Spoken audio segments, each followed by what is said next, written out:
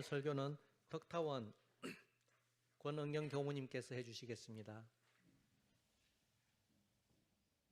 반갑습니다. 네, 오늘 방송에 약간 차질이 있어서 라이브로 송출이 안 되고 있는 상황입니다. 양해 부탁드립니다. 우리 교감님께서는 우리 교단의 한 해를 마무리하는 총회와 수의단에 참석 중이십니다. 이후 교감님은 전무출신 훈련에 입선하실 예정이셔서 아마 11월 23일 법회에 함께 하시게 됩니다. 한종수 교무는 또 오더훈련원에서 한강 동그라미 스카우트 가족 캠프 진행 중에 있습니다. 그래서 제가 오늘 여러 가지를 다 하게 됐습니다. 오늘 교화단 마음공부 주제는 일원상 진리의 그 내용인데요. 소재가 환하게 드러나다라는 주제입니다. 무엇이 환하게 드러나게 할 것인가? 공정영지의 광명을 따라 대소유무의 분별이 나타나서 선악억법에 차별이 생겨나며 언어명상이 완연하여 시방삼계가 장중에 한 구슬같이 드러나고, 여기까지 오늘 함께 교화단에 가셔서 공부하시게 됩니다. 교감님께서도 계속 일원상 진리 내용으로 지금 설법을 해주고 계시잖아요. 저는 출가를 해가지고 제일 알 수 없는 그런 말들이 공정영지, 진공묘유 이런 말들이었어요. 보통 세상에서는 있으면 있는 거고 없으면 없는 거지, 있으면서 없고 또 없으면서 있다고 하고, 한 물건도 없는데 뭔가 신령스럽게 안다 하고, 텅 비어 있는데 묘하게 있다 하고 그게 통 뭔 말인지 잘 모를 말을 이렇게 하시는데 처음에 참 난처하기도 하고 도저히 이해도 안 되고 설명할 수 없는 말들이었는데요. 또 이렇게 듣고 또 그러다 보니까 또 세월도 가고 익숙해져서인지 요즘은 조금 자연스럽게 이렇게 받아들이는 그런 내용들도 있습니다. 우리가 공부하게 될 첫 번째 내용은 공적영지인데요. 이 한자 다 아시잖아요. 공적은 텅 비어서 고요하다 라는 뜻이고요. 또 텅 비어 고요한 것만 아니라 고요하고 텅 빈 가운데 환하게 드러나 있다 라는 뜻입니다. 이 교화단 책자에 실린 요즘의 그 법문은 다 전산상사님의 집집마다 부처가 산다라는 그 법문 말씀입니다. 그 내용을 제가 회보에, 그러니까 내용이 너무 긴데 그나마 이렇게 짧게 요약해 본다고 해서 이렇게 회보에 요약의 내용을 좀 실었습니다. 매일 새벽 4시 40분이면 제 휴대폰 알람이 울립니다. 4시 40분 알람이 울리면 바로 일어나지 않고 이렇게 몸도 틀고 하면서 일어납니다. 그 다음에 목을 좀 풀고 그렇게 한 다음에 양치도 하고 세수도 하고 머리도 빗고, 저는 이 모든 것을 불을 안 켜고 또 할 수 있습니다. 수 없는 세월이 흘러서 습관이 되어서 할 수 있는 일이 됐습니다. 근데 이렇게 꿈도 없이 자다가 4시 40분 그 어떤 알람 소리를 탁 들으면 저도 모르게 이렇게 탁탁 순서 있게 이렇게 진행을 하고 있거든요. 이 무엇이 알아서 잘 때 제가 꿈을 꾸는지 뭐 꿈도 없이 자는지 이렇게 모르다가 알람 소리를 탁 듣고 신기하게 차근차근 순서 있게 이렇게 진행을 하고 있습니다. 아마 이 영지가 이렇게 텅 비어가지고 한 물건도 없지만 뭔가 신령스럽게 이렇게 한다, 이 뜻이 영지, 공정영지라는 뜻이 아닐까 네, 저는 요즘에 이런 생각이 드는데요. 우리 사람에게 이렇게 우리 중생에게 있는 그것을 대종사님께서 공정영지라고 하셨습니다. 책자의 전산 상사님께서는 한 말씀을 더 하십니다. 멍하면 분별이 없어서 좋지만 우리는 빈 가운데 신령스럽게 알아야 한다. 비우기만 하면 영지의 바탕이 되는 창고, 곳간, 그것이 그냥 텅 비어버린 상태로 있는 것만 같다. 그러므로 비었으니까 신령스럽게 알아야 된다. 이렇게 한 말씀을 더 하십니다. 우리 교당 회의실 1이 지금 수리 중에 있습니다. 지난 여름 위층 화장실 배관 누수로 인해서 회의실 벽면이 심하게 오염이 됐습니다. 지난 10월 말경부터 공사를 시작하고 있는데요. 처음 작업하실 분들이 오셨을 때 제가 어떻게 이 작업 진행을 하실지 한번 그 과정을 여쭈었습니다. 그랬더니 먼저 오염된 벽면을 다 뜯어내야 된다. 그 다음에 그 벽을 뜯어내니까 또 그 습으로 인해서 곰팡이들이 이렇게 꽉 차 있더라고요. 그래서 곰팡이, 그 다음에 벽면과 그 나무를 이렇게 접착했던 그 본드도 다 긁어내야지만 바탕을 깨끗하게 정리해야지만 새롭게 벽을 이렇게 설치할 수 있다고 하시더라고요.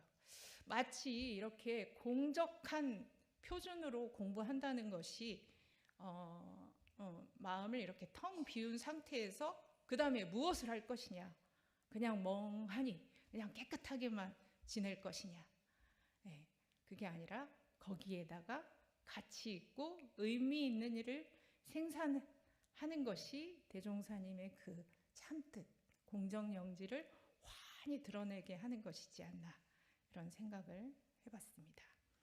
두 번째, 대소유무의 분별이 나타나서 선악업보의 차별이 생겨난다. 대소유무의 분별이 나타난다는 건 텅 비고 공적한 진리가 그대로 있지 않고 대소유무로 차별 있게 생성 변화하고 그 모습이 또 환하게 드러난다라고 상사님께서 하셨습니다. 그 비유를 드셨는데요. 대는 우주 원리의 전체인데 우주 만유 그 어떤 개체도 단독으로 이루어져 있는 것은 없다. 가장 근원적인 대는 우주이고 그 대는 소와 함께 존재한다. 그리고 그 소는 또 다시 대가 되고 그 속에 다른 소를 품고 이 우주 만유가 다 그렇게 존재한다. 그러면서 그 몸의 비유를 드셨어요. 우리 몸 전체를 대라고 한다면 이 소는 소에 해당하지 않느냐. 그런데 이 소는 다시 대가 되고 손을 또 이렇게 보면 손가락으로도 구성되어 있고요. 또 손가락을 보면 잘 그 신체기관을 정확히 뭐라고 명칭할 수 있을지 저는 모르지만 또 수많은 소로서 이 손가락을 구성하고 있다라고 비유를 들어주셨습니다. 유무는 그냥 유라고 해서 늘 그대로 있거나 무라고 해서 늘 없는 걸 말하는 게 아니라 대와 소의 원리로 만들어진 그것이 있다가 없어지고 없어졌다가 다시 있게 되고 이런 변화를 이야기한다. 우주 만유 전체가 다 이렇게 대소유무의 원리로 형성되고 또 변화하고 있다. 그런 말씀을 해주셨습니다. 좀 전에 제가 의식을 진행했던 저와 지금 이 순간에 저는 모르지만 그 과학의 세계에서도 저는 이미 이전에 제가 아니라고 합니다. 제 몸에서는 수없이 세포 분열을 하고 있다고 합니다. 잠깐도 머물러 있는 존재는 없고 계속 변화하고 있습니다. 그 대소유무를 따라서 인간에게는 선악업보의 차별이 생긴다라고 하셨습니다. 전산 상사님께서 이렇게 한 말씀을 또 더 하십니다. 우리의 심신 동작이 대소유무에 맞게 쓰이면 선이 되고 또 그 원리에 맞지 않으면 악이 된다. 잘 써서 남도 이롭고 나도 이롭고 이렇게 대소유무를 어떻게 사용하느냐에 따라서 선악의 차별이 생겨난다 라고 하셨습니다. 전산 상사님께서 과거 영산 선악대 총장님으로 재직하셨을 때 영광에 가면 영산 성지 가면 산밭이 있잖아요. 그 소태산 대종사님께서 5년 동안 기도 정성을 들이셨던 곳 산밭에 상사님 모시고 이렇게 올라갔을 때가 있었는데요. 그 시절에 이런 질문을 문답을 좀 한 적이 있습니다. 대소유무. 대와 소, 이 가치가 충돌할 때는 대를 표준으로 하는 게 맞지 않습니까? 라고 질문을 했습니다. 예를 들어서 제가 한강교당에 부임해서 살다 보니까 한강교당은 이렇게 단독교당이 아니잖아요. 서울교구에 또 수반지교당이고 또 이렇게 시설이 좋으니까 교구뿐만 아니라 원불교 교단 또는 대회에서 이렇게 이 시설을 좀 이용하고 싶어 하실 때가 아주 잦습니다. 행사, 이제 교당 행사만 보더라도 한강교당 행사와 서울교구 행사가 이렇게 겹칠 때가 있어요. 예를 들어 대호범님들의 이렇게 열반하시면 천도제를 우리 교당이 교구교당이기 때문에 또 교당에서 한강교당에서 이렇게 지내게 되는데요. 한강교당 행사를 같은 시간대 진행할 때가 있어요. 그때 제가 이제 한정수 교무하고 이렇게 상의를 하죠. 우리가 한강교당 기도는 좀 30분 일찍을 하던가 좀 행사 후에 하면 어떨까? 그러면 왜 우리가 물러나야 되죠? 그런 이제 초기에 그런 이렇게 답을 들었을 때 제가 교구니까 교구 행사니까 우리가 함께 합하는 게 맞지 않을까? 그래서 이제 그런 상의를 하는 거예요. 그랬더니 그럴 필요는 없는 것 같아요. 한강교당 행사는 교당 행사대로 제 시간에 진행을 하는 게 맞는 것 같습니다. 이제 또 그런 의견을 이렇게 표현을 했을 때 이렇게 다를 수 있다. 근데 이걸 그 옛날 기억이 난 거예요. 이렇게 다 맞는 얘기잖아요. 그래서 그때 이제 상사님께서는 이런 말씀을 해주셨어요. 대를 택하는 걸 우리가 전체주의라고 하지 않냐. 그런데 소만 또 택하면 개인주의나 이기주의가 된다. 대소 어디에도 머무르지 않는 그 마음이 중요한 것이다. 이렇게 말씀을 해주시더라고요. 대소 원래 한 몸이다. 대소를 구분하지 말고 어떻게 하면 대소유무를 한 몸, 한 기운, 한 마음으로 보고 그런 마음으로 취사를 할 것인지 불공을 할 것인지 그걸 연구하고 또 그렇게 실천하도록 하는 것이 선업을 짓는 길이다. 이렇게 말씀해 주신 그 기억이 났고 이 교당에 살면서 저는 때때로 그 말씀을 되새겨서 그 마음, 내가 지금 어떤 마음으로 취사를 하려고 하는가, 그 마음을 챙길 때가 아주 자주 있습니다. 저뿐만 아니라 교노님들도 마찬가지이실 거예요. 나의 가치, 이게 맞아. 내가 경험한 것, 이게 맞는 것 같아. 그 어딘가에 나도 모르는 사이에 집착되어 있다는 것, 고정되어 있다는 것이죠. 그게 옳다, 그게 믿다, 맞는다 해서 그걸 믿고 그냥 그 무쏘의 뿔처럼 우리는 꿋꿋하게 가겠죠. 가다 보면 저쪽에서 오는 무쏘의 뿔하고 이렇게 부딪히는 경우가 아주 많습니다. 그런데 그게 아니라 대소유무를 아울러서 어떻게 우리가 한 몸인가, 한 기운인가, 네, 그걸 자꾸자꾸 떠올리고 해서 선업을 장만하는 그런 마음으로 공부해야 한다라는 말씀인 것 같습니다. 세 번째, 언어 명상이 완연하여 장중의 한 구슬같이 드러난다. 손바닥 안에 제가 눈이 이제 노안이 이렇게 오니까 무언가를 이렇게 볼 때 가까이 이렇게 세밀하게 보고 싶을 때가 있어요. 그럼 이렇게 손바닥 위에 올려놓고 안경을 이렇게 올리고 보면 더 또렷하게 이렇게 잘 보이더라고요. 네, 모든 것이 보이지 않는 세계, 보이는 세계, 내 손바닥 안에 올려놓고 보는 것처럼 이렇게 환히 드러난다. 이런 말씀이시잖아요.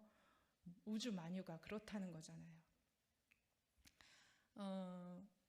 그렇기 때문에 우리는 정말 경외심을 갖고 그렇게 모든 게 제가 어떤 생각을 하고 있는지 교도님들은 모르시잖아요, 지금. 그런데 그게 그냥 다 드러나 있다는 거예요. 다 보인다는 거예요. 그러니 우리가 이 진리를 신앙하고 또 상대하는 이 모든 우주만유 전체에 대해서 경외심을 갖고 살얼음을 밟듯이 조심조심 말도 하고 또 그렇게 취사들을 하면서 살아야 한다. 그런 사람이 진리를 믿는 사람이고 진리를 아는 사람이다. 예, 이런 말씀을 책자에 해주셨습니다. 그래서 이제 마지막으로 모두가 우리를 포함해서 모두가 그러니까 진리이고 우리는 진리의 한 부분이다. 그런 말씀을 이제 강령 잡아서 해주십니다. 우주 만유가 그렇게 한 이치, 한 기운으로 움직여가고 한 몸이라는 걸 아는 순간 우리는 나도 모르게 경건해지고 두려워하고 그 진리를 믿고 실천할 수밖에 없다. 그렇게 말씀을 해주십니다. 오늘 교도님들께서 이제 교화단회를 진행하시고 참여하시게 되는데요. 정말 실생활에서 어떻게 공정영재의 광명이 환히 드러나도록 생활하고 있는지 또 대소유무를 아울러서 한 몸, 한 기운이 되도록 선업 짓기에 얼마나 바쁜 공부하고 계시는지 나는 얼마나 진리를 정말 이렇게 조심조심 살얼음 밟듯 온전하게 만나고 있고 경건하게 경외심을 담아서 진리를 대하고 있는가 그렇게 얼마나 자주 느끼면서 살고 있는지 깊은 공부담을 나누셨으면 좋겠습니다. 이렇게 긴 내용이지만 이렇게 4가지로 강령 잡아서 요약해서 말씀드렸습니다. 이상 마치겠습니다.